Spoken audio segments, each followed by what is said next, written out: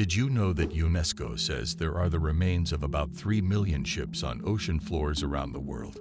Several of them are thousands of years old. Some shipwrecks are well documented, even intentional, while others are shrouded in mystery. If you enjoy a good scare and are seeking a thrill, then this video is for you. We've gathered the most terrifying stories of haunted shipwrecks. Now, without further ado, let's go straight into the video. The Flying Dutchman. The Flying Dutchman is without a doubt the most well-known ghost ship in maritime culture. According to legend, this haunting ship can't make it to port because it's cursed and can't stop sailing. The story of this Dutch man-of-war ship was originally reported in the 1600s. The alleged captain of the ghost ship was possibly inspired by the legends of Baron Fock, who went from the Netherlands to Java so fast that many thought the devil was helping him. Those who meet the haunted ship, which only appears in poor weather, are thought to have bad luck. The most famous story about the Flying Dutchman comes from King George V, who saw it while sailing in the Bass Strait off the coast of Australia. Since then, the ship has been a popular feature in literature, art, and film. She was the basis for Richard Wagner's opera of the same name, and she also appeared in the film Pirates of the Caribbean: Dead Man's Chest in 2006. Japanese ghost ship. People who live in the small fishing villages that dot the coast of the Sea of Japan are used to ghosts. The Tojinbo Cliffs are well known because so many people kill themselves there every year. Bodies of the victims sometimes float into villages like Monzon, where people have gotten used to the sight. In November 2015, the Coast Guard in Monzon got a call about a boat that was stuck between a buoy and the coast of Ishikawa Prefecture. The open ocean had tossed the 30-foot boat ashore, and it didn't look like anyone was on board. One empty boat might not have gotten anyone's attention, but later that day, the Coast Guard heard about 2 more boats that were also empty. When Coast Guard members went below deck on one of these small fishing boats, they were hit with a sickening smell. The people who worked on these ships had not left them after all.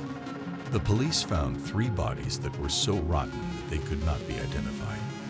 From the boats that drifted into Monzon that day, 10 bodies would be found. None of them gave any hints about who they were or how they died. Even though the bodies themselves didn't tell anything about where they came from, other things found on board did. There was Korean writing on the hulls and equipment, and a pack of cigarettes had miraculously stayed together. The mysterious Antikythera. Sponge divers discovered something weird on the ocean floor off the Greek island of Antikythera in 1900. A ship scattered with what they assumed were rotting bodies. A second glance revealed that, while lives were lost when the ship went down, none of them remained to decay. The ship was 2,000 years old, and the bodies observed by the divers were actually bronze statues. The Antikythera shipwreck, which is a Roman warship that sank around 70 BC, keeps turning up old treasures, like a bronze arm that was found in September 2017. Bones of sailors who had bad luck have also been found among the rubble, and scientists hope to get ancient DNA from some of the more recent discoveries. The Antikythera mechanism, a weird clockwork contraption in a wooden box that may have functioned as an analog computer, is the most astounding find at the Antikythera site. Ancient users could map out the moon's phase and location, the position of the sun, and forecast eclipses for 223 years by rotating its gears. The mechanism's technology predates anything similar discovered by at least 1,000 years. Ship under the building. In July 2010, when the World Trade Center was being rebuilt in Lower Manhattan, workers stopped the backhoes when they found something surprising just south of where the Twin Towers used to be. The skeleton of a long-lost wooden ship was found 22 feet below the current street level in a pit that would become an underground security and parking complex. Tree rings helped archaeologists figure out that the World Trade Center ship was made in the early 1770s out of the same kind of old-growth wood that was used to build Independence Hall in Philadelphia. This took 4 years, but no one knows who owned the ship or how it got to where it is now. It might have sunk by accident and become a part of the land that was filled in to make Lower Manhattan, or it could have been sunk on purpose as part of the base for that fill. The Batavia Story. The next story is crueler than it is haunted.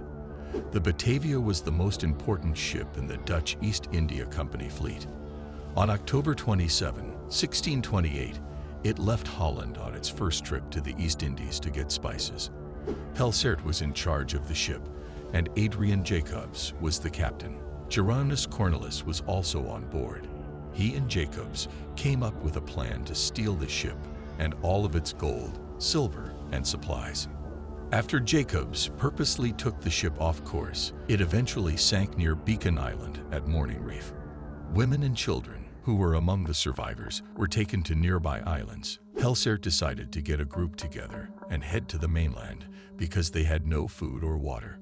After not being able to find water, they went north to Batavia, which is now known as Jakarta. The trip, which took 33 days and was done in open boats, is known as one of the greatest feats of navigation. Everyone on board made it to the other side alive. Back on the islands, Cornelis was left in charge of making sure there were enough weapons and food. He then sent the soldiers to West Wallaby Island, saying they were going there to look for water.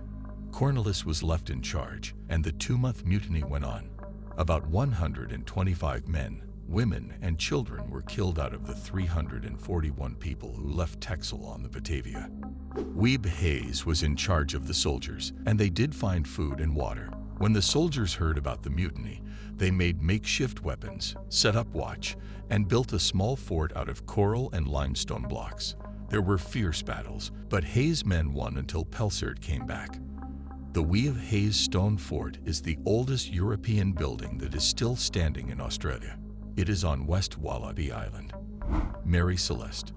No book about ghost ships would be complete without the story of the brigantine Mary Celeste. Her story has become a maritime myth in large part because of a short story by Dr. Arthur Conan Doyle, the writer and creator of Sherlock Holmes. What we do know is that Mary Celeste left New York on November 7, 1872, bound for Genoa with a load of alcohol. Almost a month later, on the afternoon of December 5, she was seen drifting somewhere between the Azores and Portugal by the Dei Gratia, another brigantine crossing the Atlantic. Captain Morehouse of the Dei Gratia knew that Captain Briggs of the Mary Celeste was a skilled sailor and was suspicious of him. He sent a group of people to get on the Mary Celeste, and when they got there, they found a ship that was seaworthy but empty. Captain Morehouse split up his crew and sailed the Mary Celeste to Gibraltar. To this day, no one knows what happened to Captain Briggs, his wife, his child, and the other 7 people on the ship. We will never know if Briggs abandoned the ship because of bad weather or if there was a more sinister reason for their disappearance. That's all for today, guys. What was your favorite of these stories? Tell us about your strange sea experience in the comments section below, and give the video a thumbs up if you liked it. Don't forget to subscribe to Magmastorm for more exciting videos. Thanks for watching.